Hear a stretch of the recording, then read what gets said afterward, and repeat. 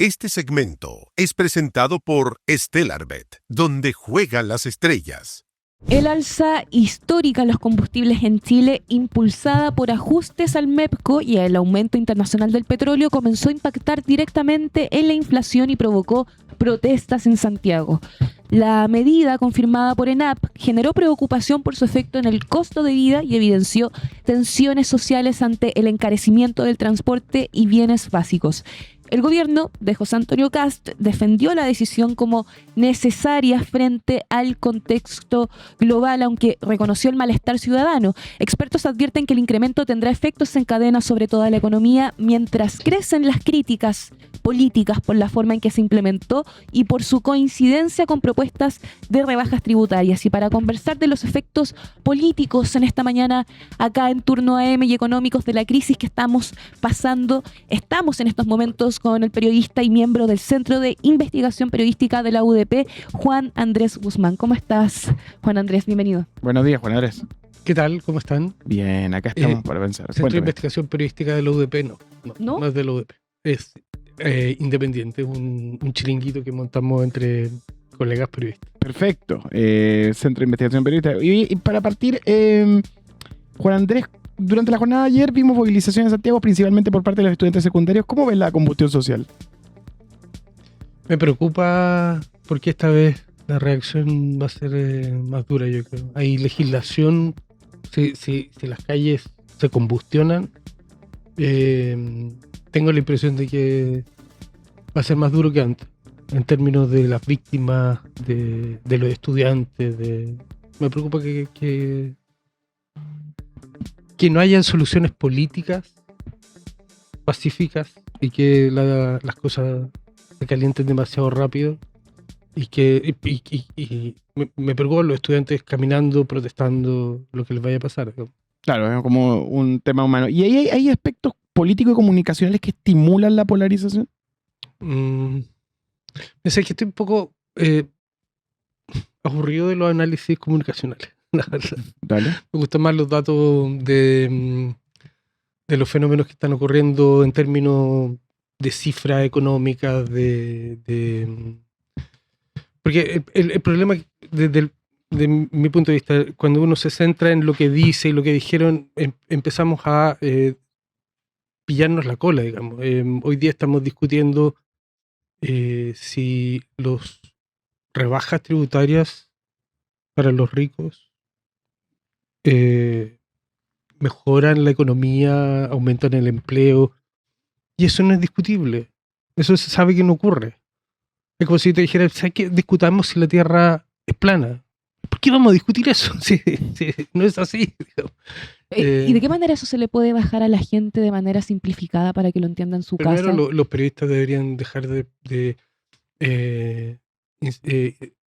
ir de uno a otro repitiendo cosas que se saben que no son ciertas. Es que, acaba de decir el ex ministro Briones que esto no es así, que la economía no se activa. ¿Por qué esperar a que lo diga Briones o cualquier otro? Lean los periodistas las investigaciones que hay, lo que se ha publicado, y eleven un poco el tipo de debate, digamos. No es un tema también comunicacional, sino los periodistas también hacen preguntas estúpidas, digamos. Eso no es una novedad. Pero la culpa, o sea, no sé si lo estoy malinterpretando, pero está diciendo que la responsabilidad respecto a la situación económica o incluso las políticas de CAE de los periodistas. No, estoy diciendo que los periodistas podemos elevar un poco el debate. Es decir, mira, sé que en realidad la discusión no es si las rebajas tributarias pueden mejorar la economía. Eso no es cierto, no ha pasado nunca. De eso se trata un poco el artículo por el que me invitaron a hablar. Pero también les traje un regalo, que este libro de la democracia violenta, que es otro tipo de terraplanismo, que es la idea de que metiendo mucha gente a la cárcel, llenando de policía las calles, la delincuencia baja. Este libro está hecho con entrevistas a especialistas de toda Latinoamérica que pelean con crimen organizado de verdad. No es que Chile sea una taza de leche, pero estamos hablando de México, de Colombia, y ninguna de esas experiencias muestra que mano dura, mucha más cárcel, tenga efectos, Cárcel Isla, todas las cosas que se le ocurren en los debates chilenos y que los periodistas van transmitiendo de uno a otro. Oiga, Van viralizando. tonteras. O sea, Claro. ¿qué opina usted de que la propuesta del partido no sé cuánto sea una Cárcel Isla? O sea, sí, claro, podemos discutirlo, pero está mostrado que eso no resulta, digamos, no, y hay que informarse un poco ¿Y por más. qué la gente tiene esa impresión de que sí resulta y que eso le da tranquilidad? Porque ¿Qué es lo que se construye? tienen miedo y hay poca formación o preparación del periodista sobre las investigaciones reales que hay. Si tú miras un poco, echarle una mirada a este libro, está hecho con entrevistas con especialistas y lo que demuestra es que un hecho así concreto, las principales bandas de crimen organizado se estructuran dentro de las cárceles. Cuando tú tienes gobiernos que actúan con mucha violencia, porque los delincuentes no son tontos, ¿cachai? Se organizan para defenderse. Entonces tenés administraciones carcelarias que los agarran a balazos, que los matan, y ellos dicen, oye, organicémonos, que nos están matando. Y así surge, por ejemplo, el crimen organizado, las facciones en Brasil, después de décadas de violencia, digamos, del tipo de administración penitenciaria que le gustaría a muchos en la derecha. Que pasen hambre, que se saquen la cresta entre ellos. Eso tiene un retorno. Eso tiene un retorno, pero la gente se organiza, y se organizan mal, digamos, se organizan mal para nosotros. Se organizan porque esas organizaciones terminan después controlando calles. Entonces no es gratis. Lo mismo pasa con las maras en Pero El hay Salvador. un debate que es el tema de los derechos humanos, que muchas veces se instaló como, de alguna manera, transformar el tema de los derechos humanos como una estructura permisiva. Eso es lo que se instaló a nivel mediático. Sí. Y esa sensación permea al público, a la audiencia, que cree que es básicamente ventaja de los buenos y los malos. Yo creo que ese es un tema en un segundo nivel. Lo que uno hace primero es intentar ciertas políticas que están basadas en miedo y que logran respaldo electoral. ¿Mm? La instalas y el costo no lo pagas tú, porque esa organización de los criminales ocurre 5 o 6 años después, pero tú ya fuiste elegido, ya dijiste con mano dura, y ya ganaste. Sacaste, el político ya sacó rédito, los medios ya hicieron sus noticias, sacaron sus titulares, las elecciones se ganaron y las consecuencias se pagan después. Tenéis crimen organizado, mucho más organizado, tenéis gente. Piensa tú que así con un país que realmente aumenta, no sé, en un 25% la tasa de presos. ¿Esos presos van a estar ahí para toda la vida o van a salir? Y cuando salgan de estas cárceles mucho más duras, ¿cómo van a salir? Quería estar al lado de alguien que pasó 12 años en cárcel. Quería tomártelo en la calle. Eso, ¿de verdad? O sea, En Chile no existe una reinserción No social existe, real. No existe, o sea, no solo en Chile, en estos países donde se aplican estas políticas radicales, las calles son mucho más violentas, en parte por eso, porque tú empujas una mecánica de violencia que solo retorna violencia, no funciona. Yo me llegué a la convicción de que este libro hicimos con Juan Pablo Luna y con Alejandra Luna, que son investigadores, politólogos, y mi convicción es que las políticas públicas en temas carcelarios solo la cagan. La diferencia es si la cagan muy rápido o más lento.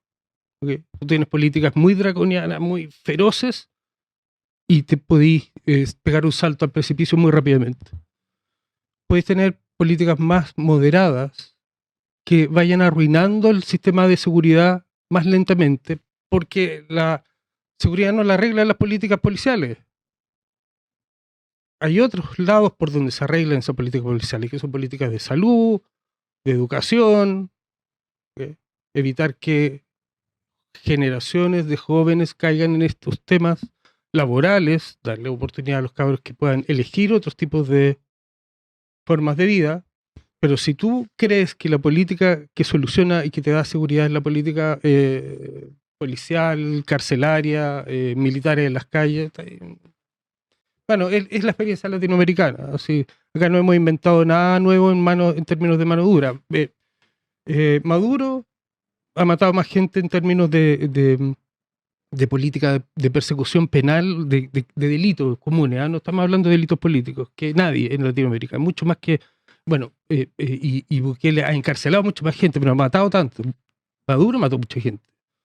Al punto de que Bachelet, cuando hace sus recomendaciones de las Naciones Unidas, apunta a Maduro, a lo que se estaba haciendo en Venezuela. Ahí tenían las policías que salían a la calle con máscaras de calaveras, eran unos tipos sin ningún freno. Y no sé si uno diría que en Venezuela se controló o no el tema del crimen. Maduro está ahora como jefe de un cartel. O sea, no me queda tan claro que las soluciones radicalmente violentas tengan algún lugar donde estén funcionando. ¿Cuál es su evaluación de cómo enfrentó este problema el gobierno anterior del presidente Boric?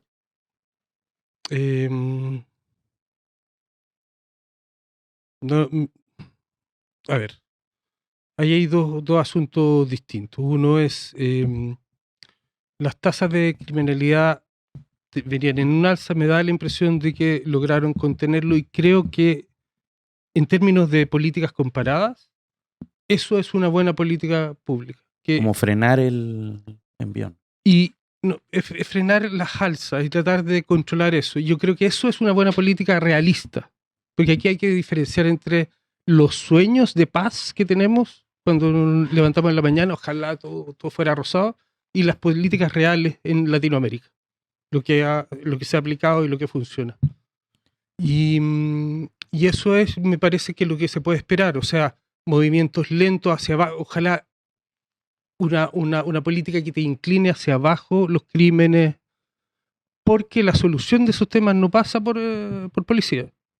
Porque, mira, una cosa que es muy extraña en términos de que todos pensamos que son policías, pero nunca el accountability está en el director de Carabineros.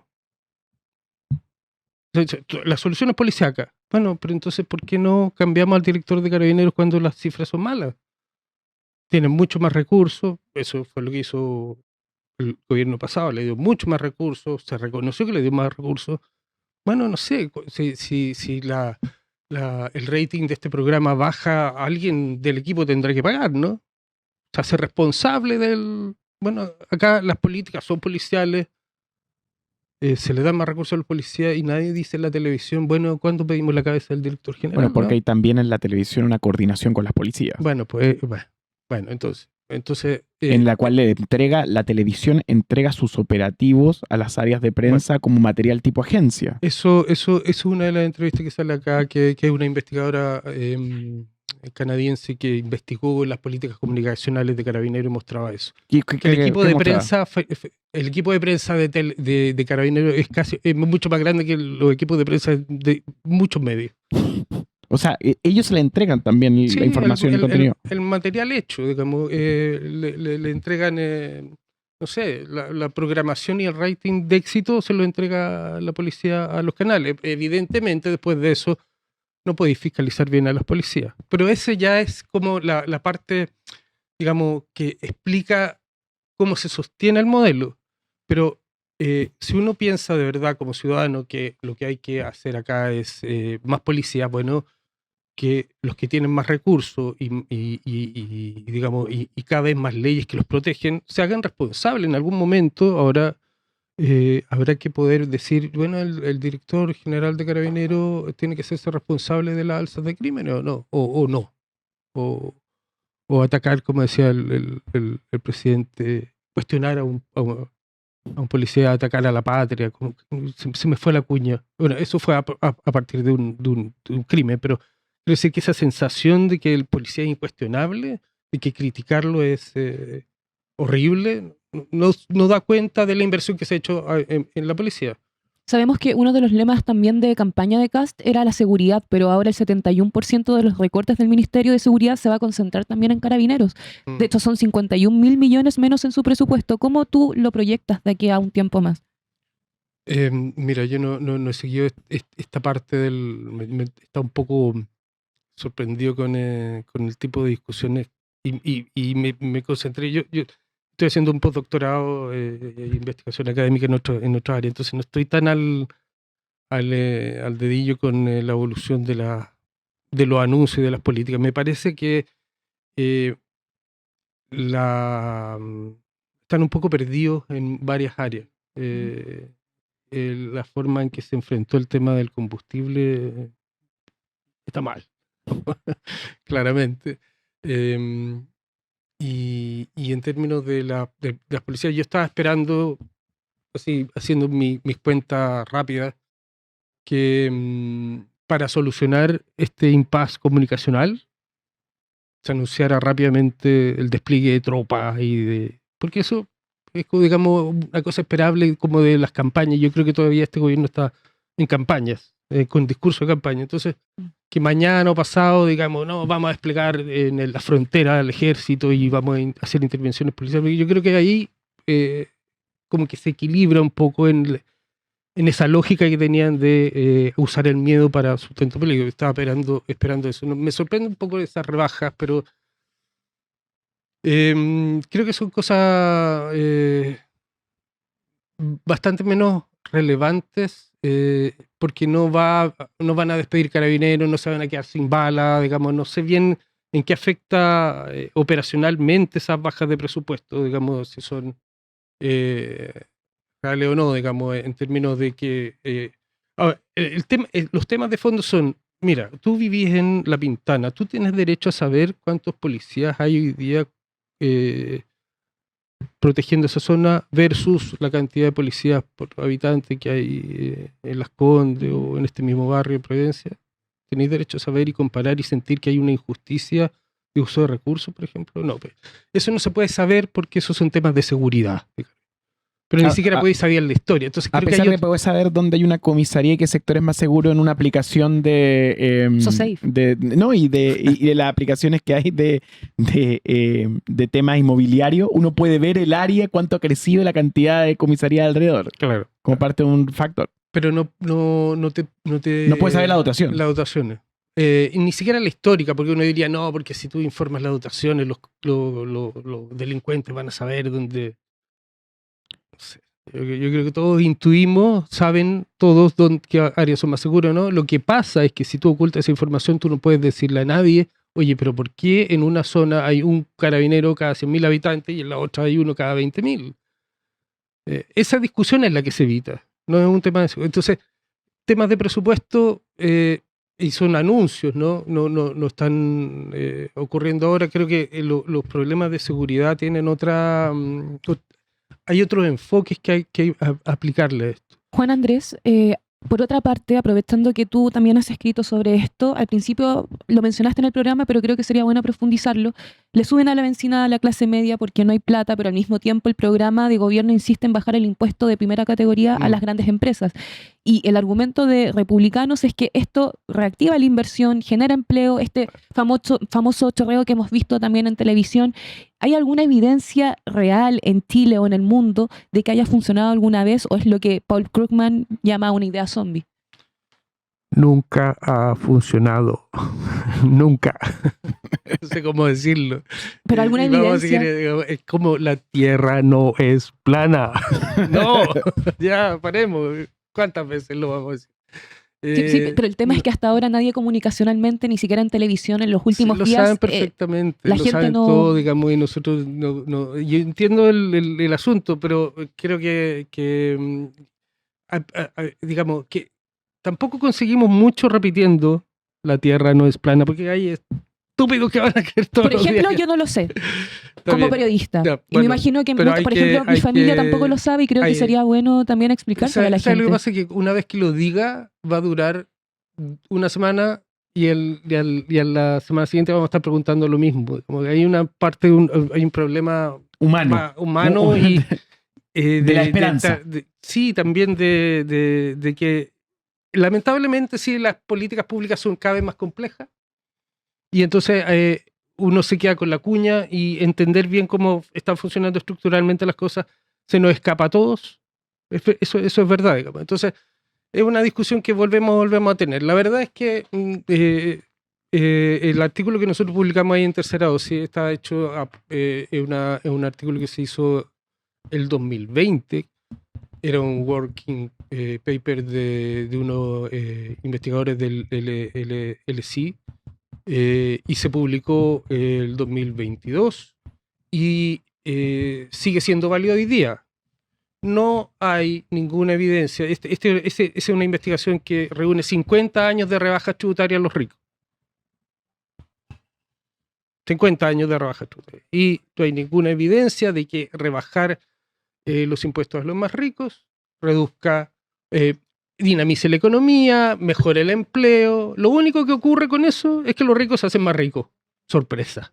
Tú rebajas los impuestos a los ricos se hacen más ricos y no pasa nada bueno para la sociedad. 50 años de evidencia de economistas de la LSI.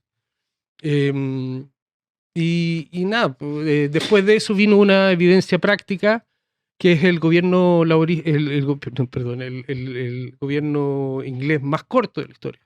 Liz Truss. Se dice cortito, porque duró 2 semanas, esa primera ministra, que aplicó esta idea de que rebajar los impuestos a las grandes corporaciones, a los más ricos, iba a dinamizar la economía, y el mercado dijo, al loco, van a indemnizar el Estado. Se generó una crisis horrible y rompió el récord del gobierno más corto de la historia de Inglaterra. No sé si antes de este siglo había gobiernos más cortos, pero duró 3 semanas como primera ministra Liz Truss. No sé si se acuerdan, lo pueden buscar en... Sí, Liz Truss. Y la causa de eso fue esta aplicación de esta política que se llama trickle down, una cosa así, que es yo recorto impuestos a los ricos y la economía crece, se dinamiza, y lo hemos escuchado cientos de veces. Ya hasta Briones creo que lo desmiente, pero recurrimos a Briones para porque así nos sentimos validados, no es una cosa izquierda, lo está diciendo Briones. Mira la lecera en la que estamos parados, digamos. Tenemos que decir esto porque lo podemos decir porque lo dijo Briones. Oye, Igual lo que pasa ahí es que no es menor el tema de que hay, de hecho, si uno considera todas las escuelas de economía del país, la posición que domina es esa. La escuela clásica, la escuela neoliberal, derechamente. Bueno. Y es todo un armatoste de Sí, profesionales defendiendo justamente sí. esa posición. No es como que sea la tierra plana, que no hay ningún ejército de personas que se distribuyen por los medios a defender la posición de que justamente si uno baja los impuestos se dinamiza la economía, hay crecimiento económico y ese crecimiento chorrea para abajo, la tesis del chorreo de la dictadura. Hay que mirar evidencia, no declaraciones porque lo diga alguien con muchos papeles, digamos. Trae evidencia. Este paper se publicó en una revista económica, fue revisado por pares y están los datos. A los que están proponiendo que esto ocurre, que te digan cuándo ocurrió y que discutan esto, pero no ha pasado, nunca ha pasado. Y que analicen el caso del gobierno británico de Liz Truss. ¿Por qué los mercados se volvieron locos con eso? ¿Por qué ella cayó? Bueno, porque estaba desfinanciando al Estado. ¿Qué es lo que está de fondo de discusión en esta política? Que es, ¿cómo vas a mantener políticas públicas si tú haces esta rebaja? Con un Estado que está quebrado, ¿no? Cuando dicen el Estado quebrado y lo tienen que retirar, es porque están ya entendiendo por fin que no están en campaña, sino que hay inversionistas que dicen, ¿cómo Chile está quebrado? O sea, la plata que tengo ahí la voy a perder. ¿Y se la saco? No, es una cosa peligrosa incluso, bueno, a nivel de estructura de mercado y para la gente. Hay un asunto, y hoy día yo no sé si... no me he dedicado a mirarlo, pero ¿cuántos economistas están de verdad defendiendo una rebaja tributaria de este tipo? Tomando en cuenta lo siguiente, que no es solo una rebaja tributaria, sino lo que están proponiendo también es la integración, volver a la integración. ¿Y qué significa eso? Hoy día Chile, digamos, las empresas tributan un porcentaje y los dueños cuando retiran sus utilidades tienen que pagar, tenemos un sistema semi-integrado. Un porcentaje de lo que pagó la empresa, ellos lo descuentan. Antes de esto es la reforma de Bachelet. Antes de eso, tu empresa pagaba Y tú hacías como que todo lo que pagó la empresa lo habías pagado tú, y entonces solo pagaba la empresa, no pagaba el dueño de la empresa. Este tipo de reformas que vuelven a la integración, lo que hacen realmente es que el dueño de la empresa no pague impuestos, paga solo la empresa, y no sé qué mente o qué imagen se tiene de un empresario en Chile, ideal y idílica, no sé, que un empresario con mucha más plata en su bolsillo, no en la empresa, sino en su bolsillo, porque él no paga impuestos, va a usar esa plata para invertir. ¿Por qué no sé, o sea, a comprar un auto, o más casas, o a jugar a la bolsa? Esa fantasía... O hacer filantropía. No sé, claro, ¿de dónde salen esas cosas? Porque eso no se espera de mí, por ejemplo. ¿Ah? Nadie esperaría que yo hiciera eso. Digamos, este gallo, si le da más plata, ¿qué va a hacer? ¿Se va a ir a comer un sándwich a la fuente alemana? ¿Qué? Mírenlo.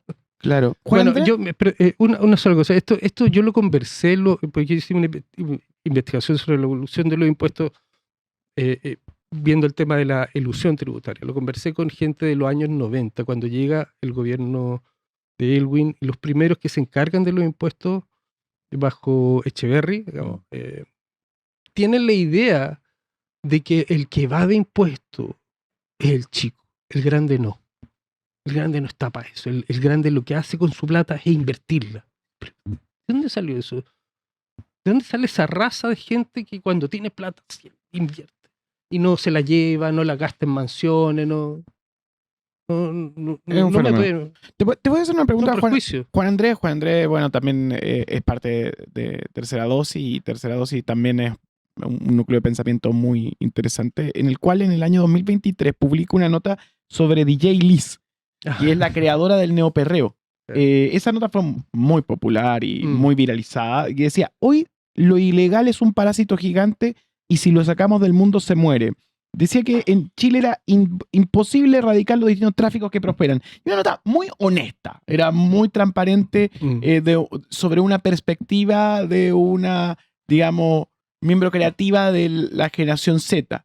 Desde el 2023 hasta hoy, 3 años más tarde, hoy en día hay, algo, le llaman gremialismo, pero es más cool decirle corpocracia instalada, porque por último renueva los debates, cambiar los conceptos y los contenidos. Y en esa lógica, Juan Andrés, esta definición, que fue parte de la serie Democracia Violenta, que termina decantando en el libro, está acá, es parte de ese origen de la pregunta. Hoy tenemos un nuevo ciudadano también habilitado a propósito de todas estas conversaciones, ¿no? Lo que tratamos de ver con esa entrevista era justamente eso, ver cómo estas discusiones de marginalidad y de droga no correspondía solo, digamos, no había que mirarlo solo desde el punto de vista de políticas públicas, sino como las vidas de las personas están modificadas a través de estas segregaciones, falta de oportunidades, droga, instalación de... Y lo que aparece ahí es de una forma muy radical que no estaba presente en mi generación para nada, digamos, ni siquiera en mis sueños ni pesadillas. Es la opción de un grupo importante de jóvenes que ve en la democracia, viviendo en democracia, que su futuro puede ser solo ser puta o narco. ¿Cachai? ¿La olifanización de la sociedad? Y es que esa es una forma muy linda de decirlo, ser puto narco, weón. No, pero me parece, es que por eso creo, es que yo creo en la renovación de los conceptos como vía de conversación, porque es como si ocupamos las terminologías del ayer, la gente siente que esa historia no se siente apelada. A eso voy. Es una posición a nivel comunicacional. La tuya es definirlo bajo los viejos términos. Sí, puto narco. Te entiendo. Pero para mí, porque independiente de cómo lo llame, creo que la reducción de los horizontes tiene que ver con te evidencia lo profundo que es todo este problema y por qué la política no, la seguridad no va a cambiar con policías. Cuando tus horizontes son esos dos, van a seguir siendo esos dos si tenéis 1000 policías en la calle, o 10.000 o 100.000. Esos son tus horizontes de vida, de proyección. no se te enseña nada más. Eso es una de las cosas que reclama Alicia Yas de Penco. eh, eh, es un horizonte académico muy malo, un horizonte profesional muy malo, de su generación, no solo Pero de ella se ella. expresaba muy bien en toda la nota y tenía como Sí. la cosa muy clara. A mí me encantó por eso. Sí, porque yo, bueno, no la conozco tanto, pero digamos su biografía muestra que es una mujer, digamos, especialmente lista, inteligente, digamos, y que no siempre esas personas logran salir del engrudo social en que los dejan, digamos, pero algunos logran y ella se fue a hacer con una beca para Inglaterra, me parece, a estudiar literatura. Entonces ella tiene una genética, por decirlo de alguna manera, o una capacidad especial. Y ella por eso puede narrar este proceso que otros viven anónimamente y son destruidos por este proceso, digamos. ¿Cachai? Ella puede ser consciente de lo que pasó. Pero lo que te muestra es, acá el problema no es policial ni carcelario. Es un problema y que no tiene que ver solo con política económica, de horizontes que se acaban, de horizontes que se cierran y 2 caminos que te quedan. ¿Cachai?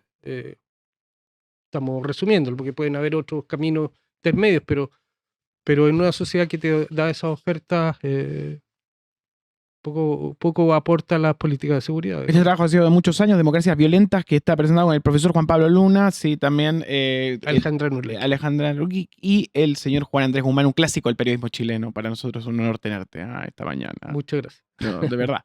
Así que nada, pueden ir a buscarlo, lo edita Debate.